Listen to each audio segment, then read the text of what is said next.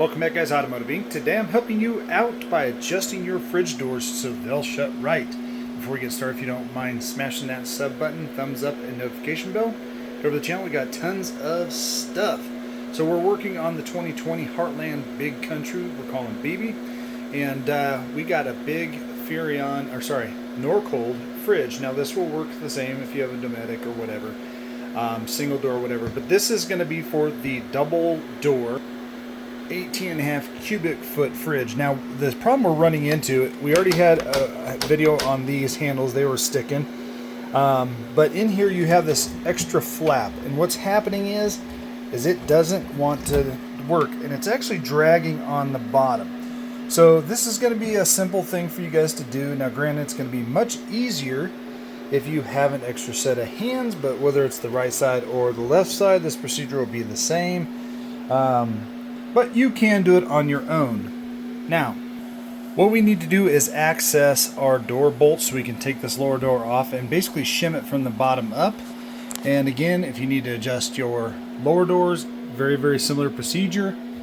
There's just a bolt up here at the top you'll take out, and you'll shim it here at the bottom of the shaft. So take a fine blade screwdriver, open up your freezer, and use this back pry point to get our little cover off here. And once you get the cover here, we're going to access this lower bolt. So now you can go ahead and shut your freezer door. Now, just because they don't line up at the top, as long as they seal around the edge, you don't just have to adjust them, but you don't want them dragging on any part of the mechanism itself. And the way they say it, Dometic and everything like that, is take a $1 bill, stick it around the edges. As long as you can stick it and pull it just barely out, there's friction all the way around. If it comes out super easy, you need to adjust a lot of different things like your closure and whatnot. Okay, so you can use whatever wrench you want. It's going to be a 5/8. You can use a box end wrench. Probably can't get a socket wrench in there, but lefty loosey, righty tighty. Alright, so once you get that loose, you're going to take it off. Now down here at the bottom, you can use a nylon washer if you want, but this is a actual metal stud. You're going to need some 5/16 washers. You can do one or two at a time. The hard part is you're going to have to basically tighten everything up as you go, so you can test it. But my initial gap from the top two doors was about this, but you can see these two are a little bit wider than each other. So you just put it on, and so it's just going to be a guessing game. So now you'll set the door back on, put your bolt back in, and see.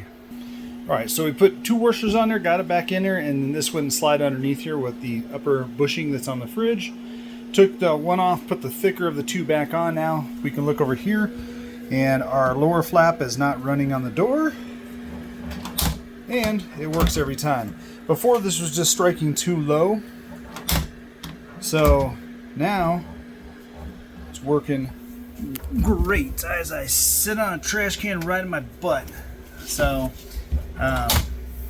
yeah, so there you guys go. You'll just tighten this up. You don't have to get crazy over torquing it, and then you're just going to take your little plastic cover and slide it back on. It will line up. You just snap a dappy do in, and then when you shut your other door, now we have almost the exact same height. Again, if you need more washers, you can. If you want to get some vinyl washers, you can. Whatever you want to do is how it will be just fine, guys. So that took less than 10 minutes, but before that door wouldn't function correctly. As always, guys, we'll catch you on the next one.